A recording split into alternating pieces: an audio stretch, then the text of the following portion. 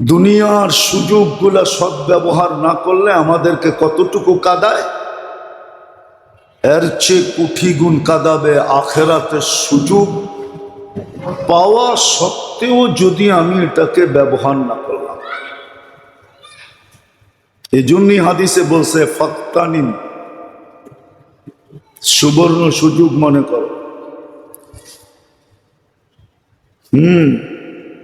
খমসান কাবলা খামসিন, 5 জিনিসের আগে 5টাকে সুবর্ণ সুযোগ মনে করো, নাইলে যুবকও একদিন যৌবন নিয়ে কাঁদবে যে হায় যৌবন তো ছিল, 1 ফোঁটা লাগায় দিলেই তো হইতো। পুরাটা না, কয়টা? যৌবনের 1 ফোঁটা কাজে লাগায় দিলেই।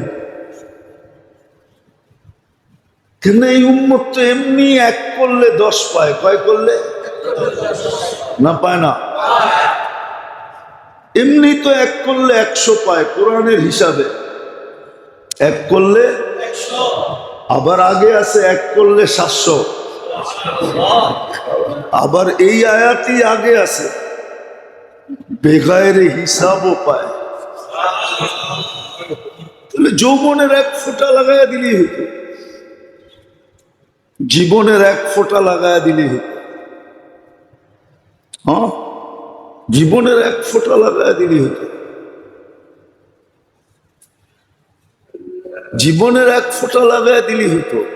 এরকম আমল আছে, চুপে চুপে একটা কইরা রাখলেই হতো, শর্ত সরায়েত মতো। কয়টা? একটা আছে, কিতাবে আছে। শর্ত সরায়েত মতো একটা করলেই হতো। আপনি সকালে কইরা সন্ধ্যা পর্যন্ত নিশ্চিন্তে ঘুমাইতে পারেন যে আজকা দিনের ভিতরে যদি আমার মৌত আসে তো শাহাদাতের মৌত হইতে হবে, আচ্ছা বিকল্প আর কিছু নাই। আবার সন্ধ্যায় কইরা সকাল পর্যন্ত তেলে নাকে তেল দিয়ে ঘুমাইতে পারেন যে মৌত আসলে শাহাদতেরই আসতে হবে, এছাড়া কোনো মৌত আসার সুযোগ নেই। আছে, মানুষ যদি চায় তো আল্লাহ দেয়, মানুষ যদি। আমি কোনো পক্ষপাতিত্ব নিয়ে বলতেছি না, মিডিয়ায় দেখছি এই জন্য বলতেছি। এই যে হাদি ছেলেটা মারা গেল, ও বলতো আমি জুমার দিন মৌত চাই, জুমার দিনই মারা গেছে।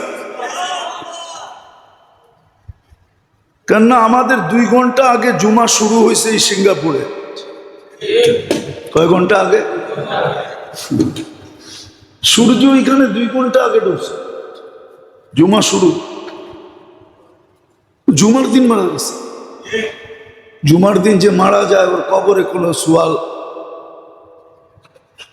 সুয়াল জবাব নেই, ওর আযাবে কবর নেই।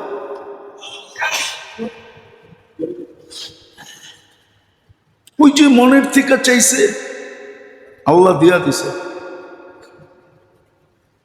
গুলিও খাইছে জুমার দিন, মরছেও জুমার দিন। হ্যাঁ, ওর কপাল খুলছে, যে মারছে ওরটা পড়ছে, ওর কপাল পড়ছে, আর যে মরছে তার কপাল খুলছে। দুনিয়ায় সংসদ সদস্য হয়ে কি হইতো? আর হাদিসে যেটা লেখা আছে ওইটাই যদি ওর ভাগ্যে জুটা থাকে তাহলে বাদশাহ থেকে বাদশাহ হয়ে গেছে।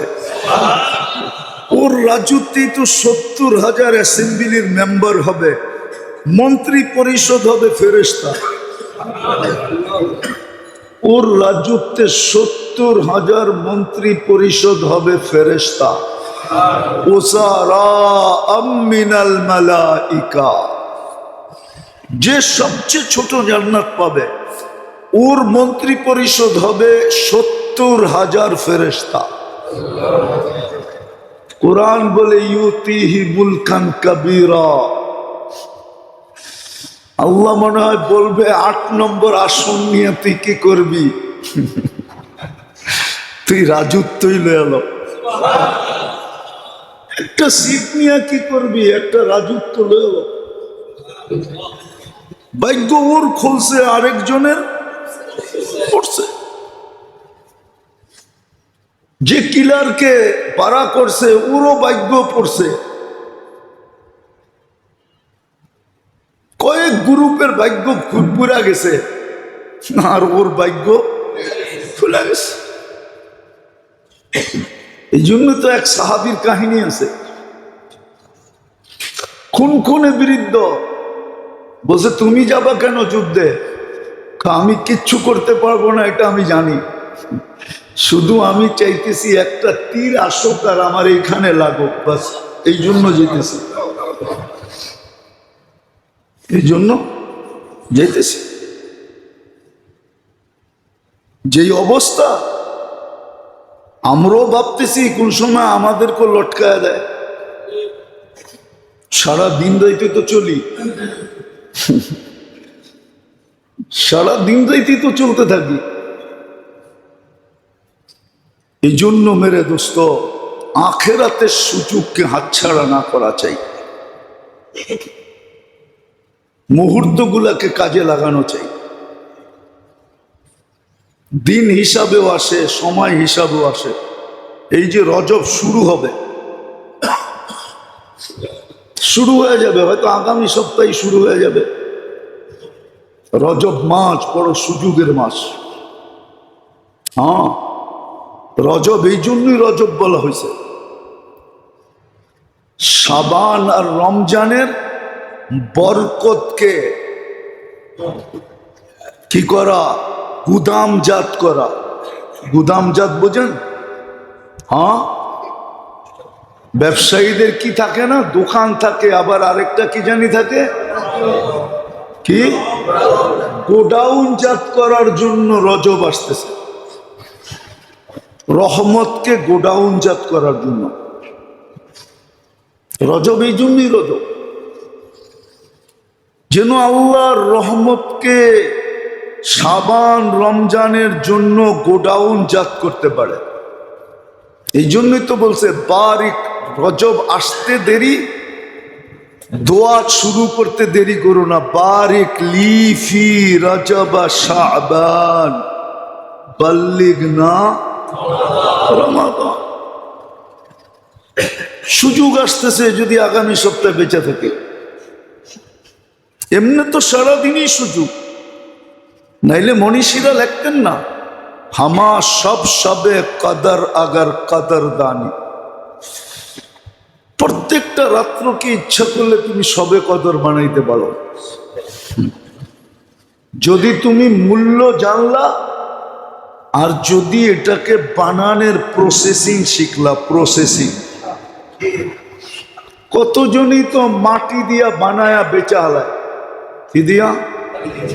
যেমন চাইনিজ গো থিওরি কি জানেন? চাইনিজ গো ওরা ব্যবসা এত উপরে উঠছে কি করে? ওরা জিনিসের দাম দেয় না, জিনিসের দাম ধার্য করে না। ওরা ক্রেতাকে জিজ্ঞাসা করে, ক্রেতাকে জিজ্ঞাসা করে যে তোর জেবে কয় টাকা আছে পকেটে, বল। 1 টাকা আছে, 1 টাকা দামের বানায়া দিয়া চালায়া দেন। ওরা নিজের জিনিসের দাম ধরে না। ওরা পার্টি গেলে জিজ্ঞাসা করে কয় টাকার দামের জিনিস নিবি, পকেটে কয় টাকা লয়ে আসছস। তুই যেই কয় টাকা কবি ওই কয় টাকার বানায় দিবি। এই জন্য জানতে হবে, প্রসেসিং জানতে হবে। আল্লাহ আমাদেরকে বুঝার তৌফিক দেখ। ওমা আলাইনা ইল্লাল বালাগ।